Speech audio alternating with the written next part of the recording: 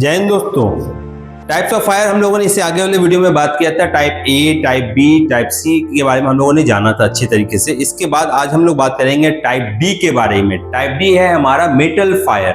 अभी metal fire में क्या क्या एग्जाम्पल आ जाते हैं? Sodium, potassium, magnesium, titanium, uranium, aluminium. अब ये सब जितने भी मेटल्स है, अगर आपके दिमाग में आएगा कि ये एल्यूमिनियम एक पीस में लेके आया एज फॉर एग्जांपल कि आप इसे आग लगा के दिखाओ, तो वो जलने में बहुत ज्यादा टेम्परेचर लेगा जो नॉर्मली जलता नहीं है। ये कब बहुत अच्छे तरीके से जलेगा? जब ये डस्ट फॉर्म में रहेगा, जब वो गूढ़ा रहेगा, आपका चूर रहेगा, वो डस्ट फॉर्म में रहेगा। आप देखेंगे जितने भी बॉम्ब्स बनाते हैं, जितने भी आप पटाखे बनाते हैं, ये लोग इस तरह के मेटल्स को यूज करते हैं इसमें।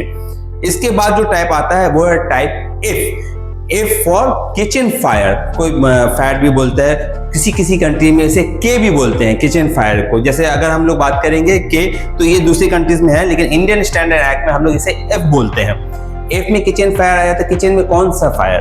किचन में मैक्सिमम हम लोग क्या करते हैं, जब कुकिंग होता है, कुकिंग में आप देखेंगे कि फैट यूज होता है। वो फैट या तो आपका ऑयल है या बटर है। ये फैट है क्या?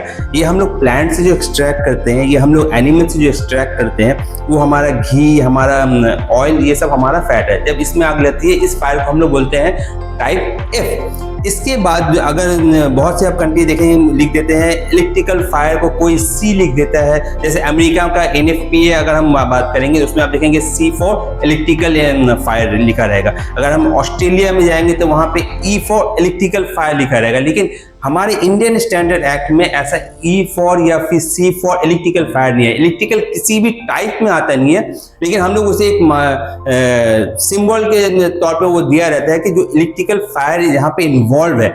इलेक्ट्रिकल किसी टाइप में क्यों नहीं आता है हमारे इंडियन स्टैंडर्ड एक्ट में? अगर आप इसको अच्छे से समझेंगे, जब भी इलेक्ट्रिकल फायर होता है, वो इलेक्ट्रिकल फायर आपका या किसी पैनल में होगा, इलेक्ट्रिकल पैनल में, या किसी स्विच में होगा, शॉर्ट सर्किट होगा।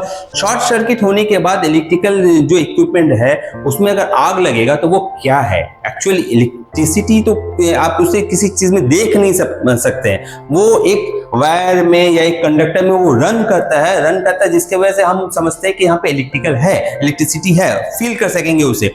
लेकिन अगर आप फायर होने के बाद वो क्या होता है, वो इलेक्ट्रिसिटी वहां से कट ऑफ हो जाता है। कट ऑफ होने के बाद अब जो चीज जल रही है वो क्या है? या वो तो वो वायर है, या तो फिर वो अगर वहां पे गैस स्पिल था तो गैस में आग लग गई, या अगर वहां पे ऑयल स्पिल था तो ऑयल में आग लगी। अगर किसी कंबस्टेबल मटेरियल या हमारा टाइप ए अगर वहां पे है, यहाँ पे कोई पेपर या लकड़ी रखा है, अगर वो शॉर्ट सर्किट की वजह से थोड़ा सा आग बढ़ा हुआ तो उस पर आग लगी। अभी की ये क्या है? ये आप देखें यहाँ पे डिफरेंट टाइप्स ऑफ फायर आ जा रहा है हमारा, या सॉलिड फायर आ गया, या फिर लिक्विड फायर आ गया, या गैस फायर आ गया। लेकिन इलेक्ट्रिकल ऐसा कोई चीज नहीं है जो आप जिसे आप बता सकते हो कि ये इलेक्ट्रिकल में आग लगी है, क्योंकि वो कुछ जो भी चीज जल रहा है ना, वो कोई डिफरेंट टाइप्स ऑफ फायर के अंदर आ जाता है। तो इलेक्ट्रिसिटी को आप कहीं पे भी आप मेंशन नहीं कर पाओगे, इसीलिए इलेक्ट्रिकल बोलकर हमारे इंडियन स्टैंडर्ड एक्ट में कोई भी फायर नहीं है।